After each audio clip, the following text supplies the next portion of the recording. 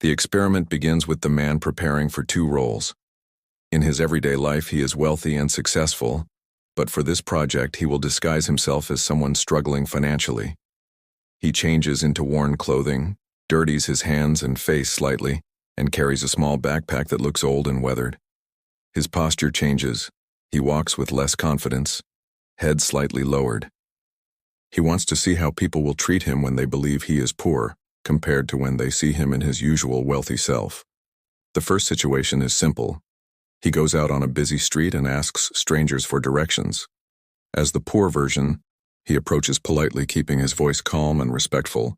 Many people avoid him by looking at their phones. Some walk around him without a word, and a few give short, dismissive answers. One or two genuinely stop to help, but most try to leave quickly.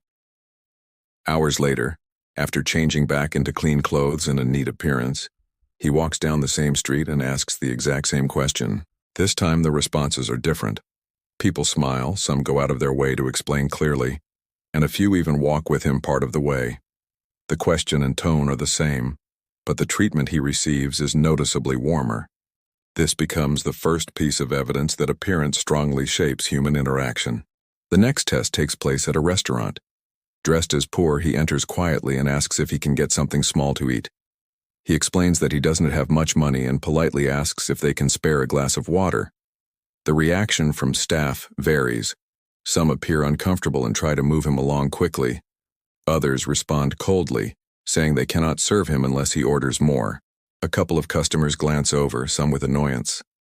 He leaves shortly after, feeling unwelcome. Later in the day, he returns to the same restaurant dressed in a suit. The greeting is completely different.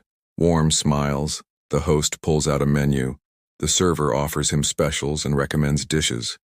The same place, the same man, but an entirely opposite experience based solely on appearance. The following situation is in a park where people gather to eat, rest, and talk.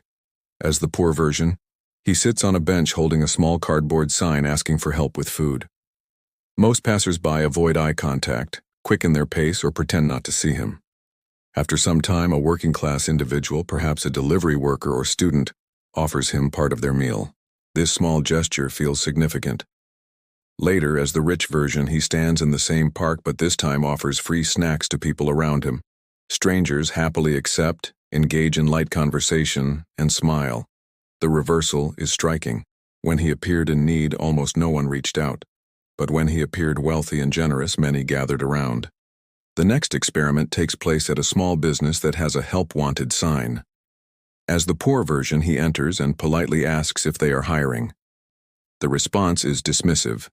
He is told the position is no longer available, or staff members look him over and quickly suggest he leave an application without interest. Later, dressed neatly, he returns and asks the same question. The staff are suddenly engaged, asking about his experience, encouraging him, and treating him as a serious candidate. Nothing about his skills changed, only his appearance, yet the doors opened wider when he looked wealthier. Throughout the day, he notices repeated patterns. Taxi drivers are hesitant to stop for him when he looks poor, but quickly pull over when he waves them down in his suit. In luxury stores dressed poor, he is either ignored or watched with suspicion.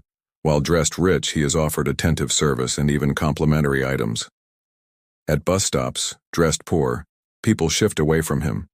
But when dressed rich, strangers are more open to conversation. These patterns reveal how deeply appearance influences perception. The experiment reaches its final stage when he decides to reveal himself to the people who showed him kindness when he was dressed poor. He returns to the park where the student or worker shared food and thanks them sincerely. He explains that he was conducting a social experiment, that he is not struggling, and that he wanted to understand how people react to someone who seems poor. As a gesture of gratitude, he provides support, groceries, cash, or other meaningful help. The reaction is emotional and genuine, as the person did not expect anything in return for their kindness.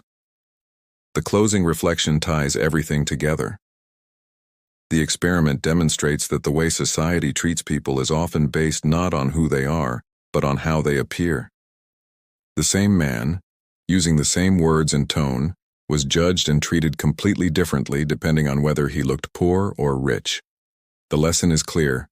Compassion should not depend on clothing, money, or status. True character is revealed in how we treat those who can offer us nothing in return. The man ends by encouraging viewers to reflect on their own actions.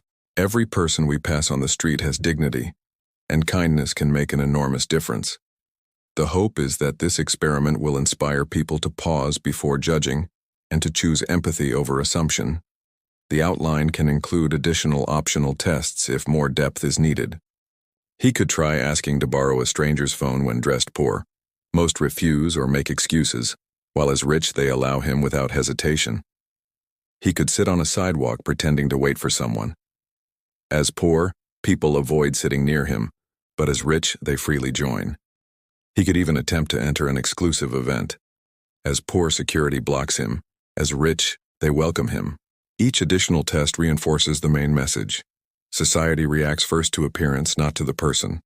The full journey moves from small interactions like directions to more personal exchanges like restaurants and jobs, to emotional moments of kindness and reward.